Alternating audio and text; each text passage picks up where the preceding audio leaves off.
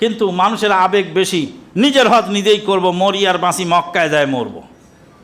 আমি একবার এক হাজিকে দেখেছিলাম যে হাজি সৌদি আরবে যাওয়ার সাথে সাথেই অজ্ঞান হয়ে গেছে, হুঁশতাল নাই, এলোমেলো চলে। ওকে মসজিদের নববীতে না নিয়ে ওর সঙ্গী সাথীরা ঘরে আটকায় রেখে চলে গেছে এই সালাত আদায় করতে। ওর এখন পেশাব চেপেছে, তো পেশাবখানা খুঁজে না পেয়ে এখন কোথায় পেশাব করবে, পেশাবখানা খুঁজে পাচ্ছে না, পেশাবখানার দরজা কোন দিকে বোঝা যাচ্ছে না। বয়স্ক মানুষ অথর্ব হয়ে গেছে, তো একটা প্লেট নিয়ে প্লেটের মধ্যে পেশাব করছে। প্লেটের মধ্যে পেশাব করে এবার রাস্তায় নেমে আসছে, রাস্তায় নেমে বেহুশ হয়ে পড়ে গেছে।